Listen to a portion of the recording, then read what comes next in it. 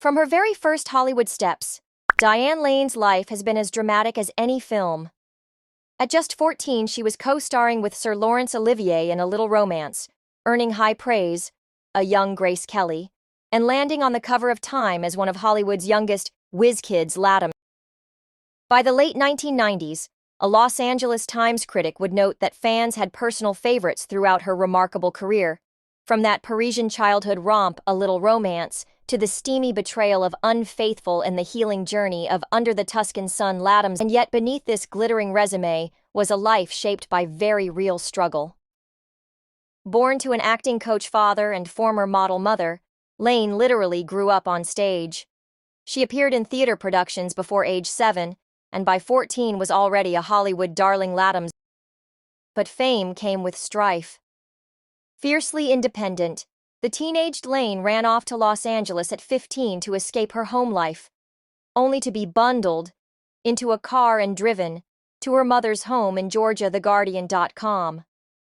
In fact, Diane and her father legally challenged her mother's actions, and within weeks she was back in New York with him, Business Insider. She later quipped that returning home definitely got me a seat in therapy, but the incident also steeled her determination. As she told Insider, scenes of family strife left a mark. "I do understand what it's like to be the child in the middle of battles," a feeling that would later inform her performances. In short, even as Hollywood saw her youthful success, Lane was navigating a very wild personal history that belied her calm. Diane's early film career boomed in 1983. She stole scenes in Francis Ford Coppola's youth dramas, The Outsiders and Rumblefish, prompting Andy Warhol to hail her as the undisputed female lead of Hollywood's new Rat Pack. But two high-profile 1984 films, Walter Hill's rock musical Streets of Fire and Coppola's gangster epic The Cotton Club, bombed at the box office. The sudden flop shook Lane profoundly. As she later recalled, at 19 she freaked out and ran away when Cotton Club failed. Retreating to Georgia, she reconnected with her mother and put some meat on her bones with her Southern Fried Chicken. The break also gave her perspective. Richard Gere observed that having been married and divorced and had a kid makes her even richer. It all comes through in her acting. In other words, Diane Lane's off-screen experiences were adding depth to the woman who had once been Hollywood's whiz kid. The hiatus proved fruitful. By 1989, Lane returned in style, winning an Emmy nomination for her fiery turn as Lorena Wood in the miniseries Lonesome Dove. The 1990s kept her busy with stage and small films. She might have been the original choice to play Vivian in Pretty Woman, even going through costume fittings had schedules allowed. Instead, she continued in roles like Stella in a TV streetcar named Desire. Finally, in 1999, she got another big break. Tony Goldwyn's India Walk on the Moon, about a bored housewife finding passion, earned Lane rave notices. Critics said the performance proved she had been in post-young career limbo, and yet was meltingly effective once fully unleashed. Diane's most acclaimed success came in 2002 with Unfaithful. Director Adrian Lyne gave Lane a scene to perform without cuts, and her raw, convulsing expression of conflicting emotions left him amazed. Lathams.com.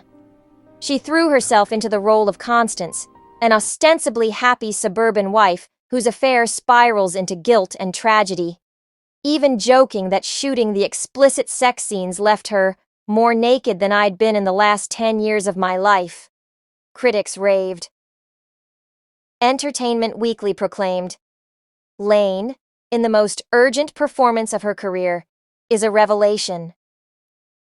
The stunning portrayal earned Diane Lane an Academy Award nomination for Best Actress, finally giving her career the Hollywood spotlight it seemed to dodge before.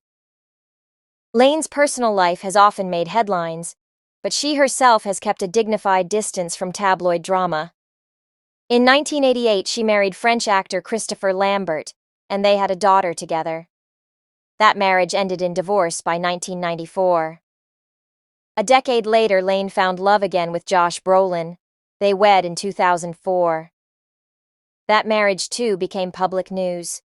Just months after their wedding, Diane called police following a dispute, and Brolin was briefly arrested for a domestic incident. Ever the peacemaker, she declined to press charges, and her spokesperson insisted it was a misunderstanding. Lane and Brolin eventually separated in 2013. Throughout it all, Diane maintained a stoic privacy. She rarely speaks of those times, focusing instead on her work and family. Yet the intersection of her roles and relationships has not gone unnoticed. In Let Him Go, 2020, for instance, she plays a fiercely protective grandmother. In interviews, Diane acknowledges that her own history, being a child of divorce, surrounded by parental battles, helped her connect to that character's determination. Likewise, her famed performance in Under the Tuscan Sun, 2003, a newly divorced writer who rebuilds her life in Italy, feels all the more authentic knowing Lane herself had walked through heartbreak and rebirth. She even told Business Insider she'll never reprise that exact story. "I never want to repeat myself," but remains proud that the film still gets love and respect on streaming decades later. Over the years, the press has had plenty to say about Diane Lane's persona. Early roles earned her a lover girl image, and gossip columns sometimes fixated on her romantic life. But Diane herself has warned against the trap of easy labels. As she told LA Times in 2002, "If a person hits a bullseye target, then you've been over-defined, and you found yourself fighting an image you didn't mean to create." Fame is a funny animal. It can really turn around and bite you like a cat. In practice, Lane has largely sidestepped publicity stunts and kept a level head. As The Guardian recently put it, she seems surprisingly level-headed despite a wild early life. Off-camera colleagues praise her groundedness. Richard Gere noted that Diane was confident and in her own skin, even as a teenager, and that everything she'd had a life, marriage, motherhood, divorce, only made her richer as an actress. Today, Diane Lane's legacy is one of quiet strength. Peers and critics respect her vast career. She's consistently worked for nearly 5 decades, earning an Oscar nomination and dozens of other honors along the way. Yet, unlike many stars, she never chased tabloid fame. As she said in 2002, she only wanted accolades that come from moving, growing, changing, and improving, not from scandal. Her longevity owes much to that integrity. Acting coach Andre Serban first cast her at age 6, and he surely never imagined the journey ahead. In many ways, Diane Lane's on-screen heroines have mirrored her real life, navigating loss, finding new beginnings, and emerging wiser. I'll be fine. It's just She my may ears. be asked about rumors or sensational headlines. For instance, the tabloids once whispered about secret affairs with co-stars, but Diane prefers to shrug them off as unfounded gossip. It's always been up to the work, she implies. The rest is just noise. From the very young Hollywood whiz kid to the seasoned actress in her 50s, Diane Lane has remained essentially herself, a thoughtful, grounded artist who walked her own path. Her story, rich with unexpected twists, holds its own dramatic pull.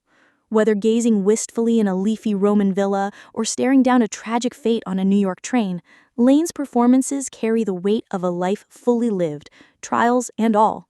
And in the end, the real Diane Lane is revealed not by tabloid feeds, but by those honest, compelling moments she brings to